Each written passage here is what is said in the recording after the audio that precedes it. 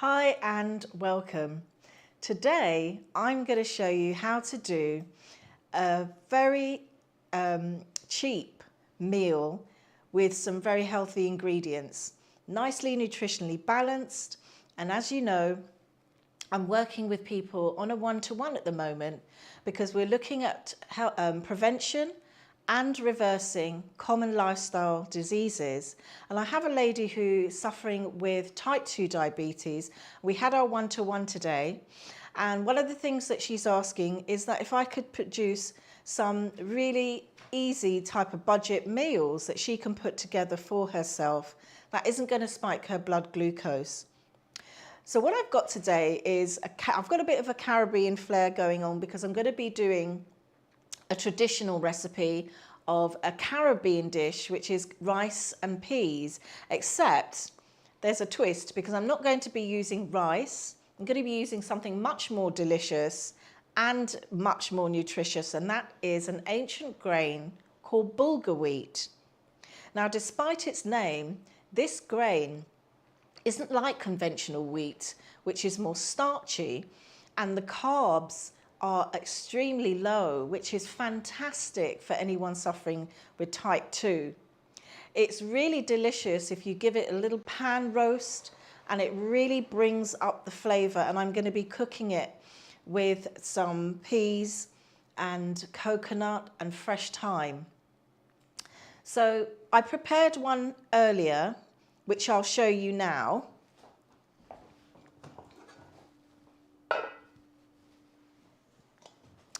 And this is the bulgur wheat rice, and I've done it with kidney beans.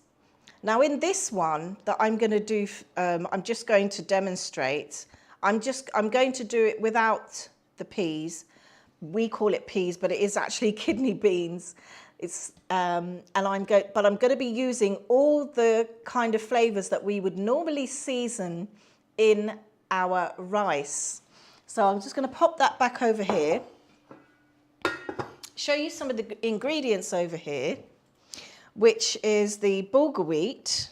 And look at, you can see the grains. They're smaller than the average rice grain, but it really works as a rice alternative. And because it absorbs all the flavors really well, it comes out nice and fluffy and delicious. I've also got some grated coconut here, but the coconut that I have used is the this brand actually. It's Get the Authentic Caribbean brand. This is the one you want. It's been going around, it's been around for decades, and you get it as a coconut block. And that's what I've grated right here. I've got about 3 tablespoons, which I'm going to put in my pot. And then I've got over here just some grated ginger. I'm going to put a pinch of cayenne pepper. You can use black pepper if you wish. Some salt to season, chopped garlic. I'm going to use spring onion. In the Caribbean, we call it scallion. And I'm going to use about a sprig of fresh thyme. And I'm going to pair it with a squash steaks. And I'm going to pair it with squash steaks, and I'm just going to have a side of steamed greens. But let's get started on the bulgur wheat. We have a comment from Yumi. He says, good evening, Carol and Anthony. Good evening, Yumi. Thank you for joining us tonight. Thank you for joining us. Great to have you, Yumi. So I'm just going to start the bulgur wheat by pan roasting it. So I'm just turning on the heat, and then I'm going to add in my bulgur wheat here.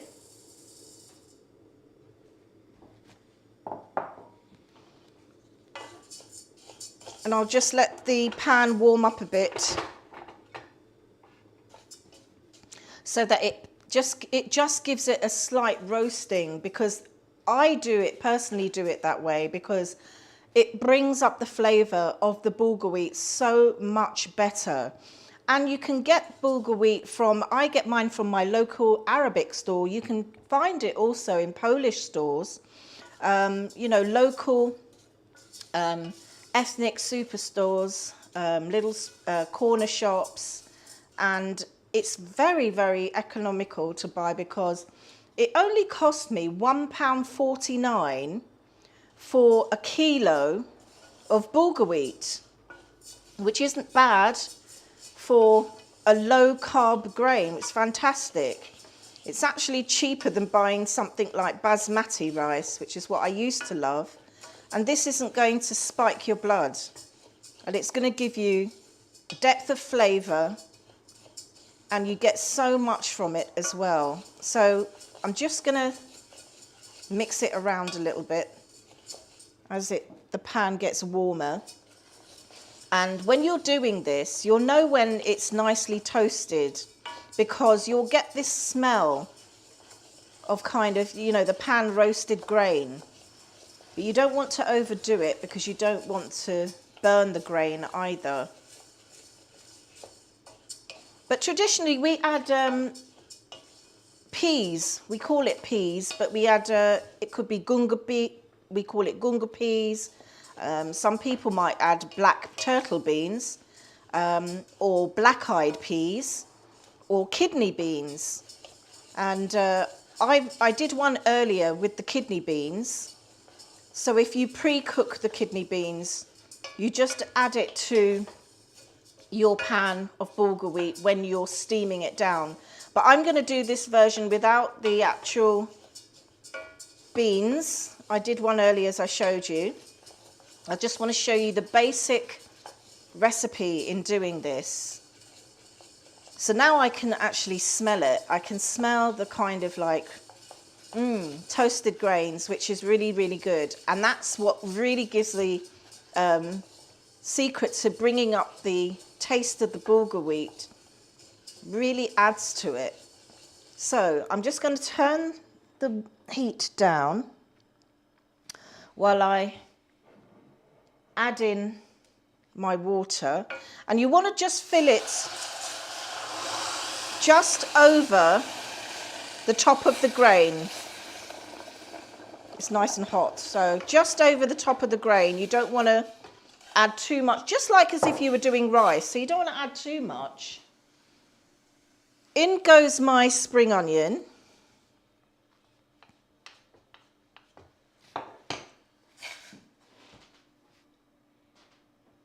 I'm going to put a nice generous sprig of thyme. My ginger. I'm going to have a pinch of cayenne in mine, pinch of salt, and I'm going to add in all of my garlic, which is just a big clove. I had a nice big clove of garlic. You could use 2 if you like a lot of garlic. I think 1's enough. And then I'm going to turn the heat up a bit, mix all this together. And usually just before the end of cooking, I then stir in my coconut. You can use coconut milk, you can use the coconut block that I recommended. But I'm going to bring this to a boil. So just add a little bit more because we just want it just over the grain. And as it's coming to a boil, I'm going to put in my coconut. And you know, the Dunn's River is a pure coconut block with nothing else added, no artificial colouring or flavours. And that's why I recommend Dunn's River. It's an authentic Jamaican brand. It's been around for decades. It's great quality. And it doesn't have any artificial additives whatsoever. Right, so now that's at a boil. So I'm going to turn that down.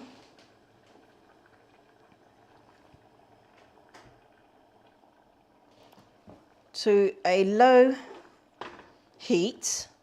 Just have it on a simmer. And now I'm going to leave it to steam. I've got the wrong pan lid, but that's fine. I forgot to bring the smaller one in. But I'm going to leave that to steam. And, you know, that will only take approximately 15 minutes to cook. You just leave that on low, just as it is. And I'm just going to show you what I did earlier. which is some steamed greens and some squash steaks. And I'm going to add my bulgur wheat with the kidney beans that I did earlier. I'm just going to fork it through so I can just loosen it up for you. And I added in, I've got a bay leaf in mine as well. I added bay leaf in my, when I was cooking it. So you can add bay leaf to your pot as well. Give it a little bit more of a herb flavour.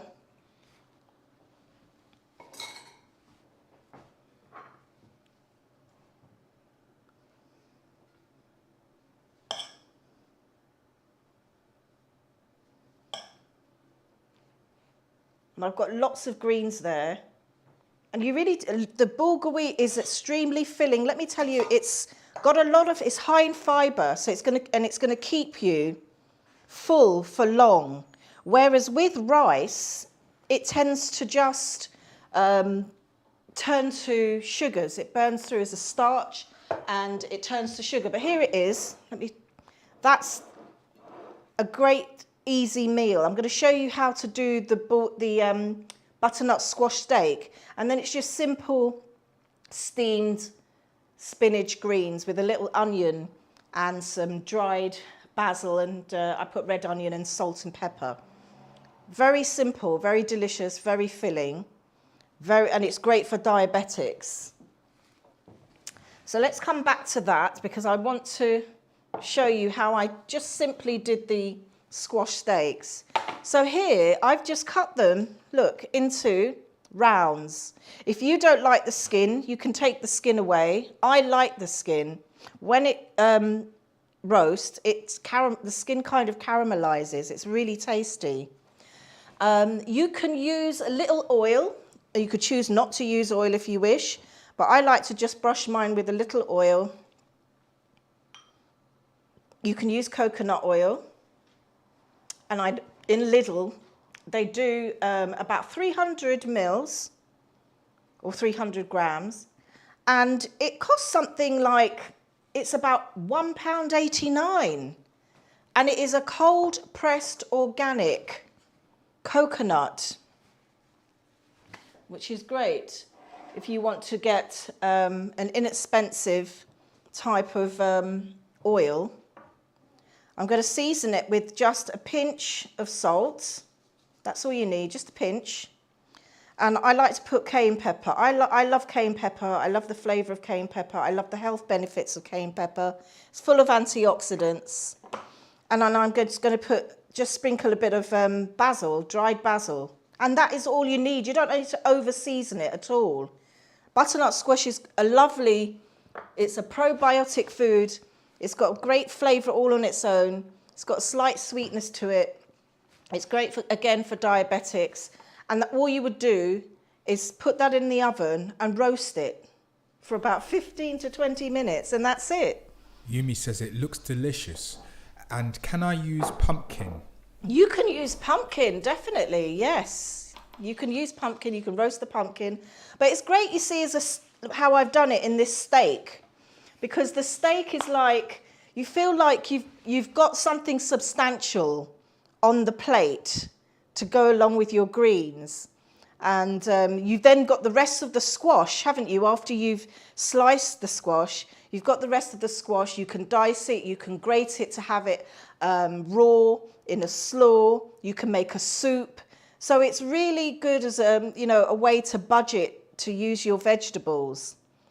Now, I was talking to a lady earlier in Jamaica, and she's very adept to using herbs, growing herbs, understanding a lot about herbs, and she's got a lovely piece of land, and there are so many herbs that she knows a lot about, and she gave me a lovely recipe using Chocho.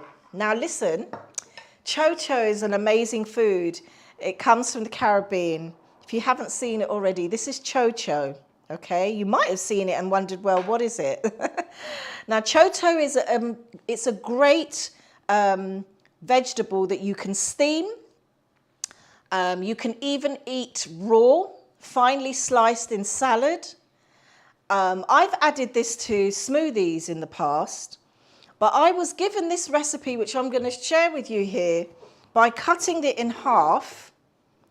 I peeled it. I'm going to scoop out the middle because you want to take out the seed. Get rid of that. And I'm going to add it to my blender. Let me just grab my knife because I've forgotten my knife.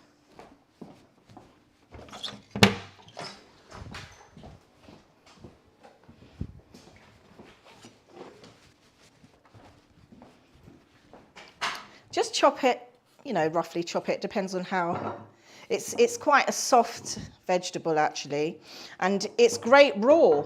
Now, it's good for people suffering with type 2 diabetes. It actually has a good effect on glucose levels. So let me pop that in. It's great as an anti-inflammatory food as well. And then I'm going to add some water, about 500 ml I'm going to add in there. I'm going to add a generous knob of ginger. I love ginger. You can use less, but I'm going to add in a nice generous knob of ginger. I'm going to pop the lid on there.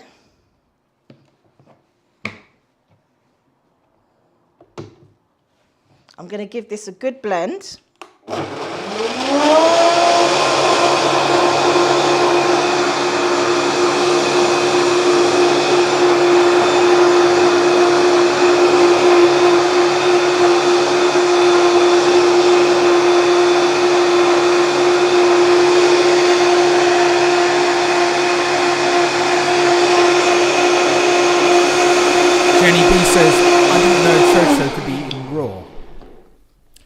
Jenny B says, I didn't know Chocho could be eaten raw. It can be eaten raw, most certainly. I've had it many times in salad, and I've even like grated it and put it into salads as well. When you boil it or steam it, I find it's a very bland vegetable, so it can, you know, it can take on any flavour that you give it. So when you use it as a juice, or even add it to smoothies by all means, so you're getting the fibre as well. But it blends out so well, you're hardly losing any fibre doing it this way. It's got such a mild, subtle taste. So imagine adding the ginger, which is nice, it's anti-inflammatory. It adds a little bit of a kick to the mild taste. And as I said, this isn't my recipe. This is an idea from a woman in Jamaica that I was speaking to today that gave me the idea to juice it up in this way with a bit of ginger and some lime or lemon. So I had some lemon in the house. I'm going to do it. So this is the first time doing it this way, but I have had it as a juice, and I blended it with frozen berries, and I put it in smoothies. I've had it as I said, a slaw in my salads, or finely chopped and put into a salad. It's got this kind of crispiness like radish.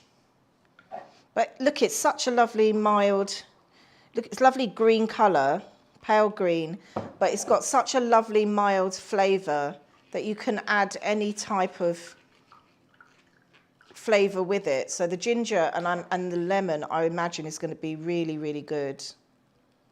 Now imagine this nice and chilled on a hot day with a bit of crushed ice. Jenny B says, good evening, Miss Carol. I will definitely try it. Definitely. I'm sure I'm going to enjoy this. And this lady, she's so, like I said, so adept in her understanding her herbs, and she's got the world of herbs on her land, which is fantastic. And she did a kind of like, she got her phone and she did a little bit of a viewing on some of the herbs that she has growing around her lands, which was lovely. Yeah, and she gave me this recipe, and I thought, why not? Let's do it. So that's the juiced Chocho. And then I'm just going to squeeze in some lemon juice. Give that a mix.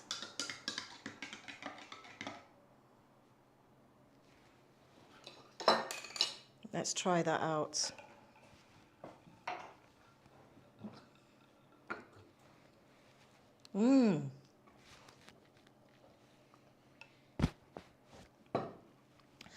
That's really good. Thank you for the recipe, Pauline. Thank you very, very much. This is really, really lovely. And I'm sure a lot of people are trying this, especially those with diabetes. And even if you haven't, prevention is better than cure. And you want to lower your kind of carb intake and go more into the complex carbs so that you don't become prone to diabetes. There's a lot more people, millions in fact, that are becoming pre-diabetic. And I'm working with them now. So cheers, everybody. This is really delicious. So there you have it. Really quick, simple, nutritious meal that you can make in minutes, diabetic friendly, and it will keep you satiated for longer. So thank you for watching me. Appreciate you being on the live. Try this out, and I'll be back again tomorrow to bring you more health tips and health information to help you along your healthy living journey. But don't forget, I'm looking for 3 more people to work with now that I've found the 10 that I'm working with now, and we've got our strategy in place, and I've developed some plans for them to help them towards their healthy and healing journey. So if you need some support, click the link below and find out more. Thanks for watching.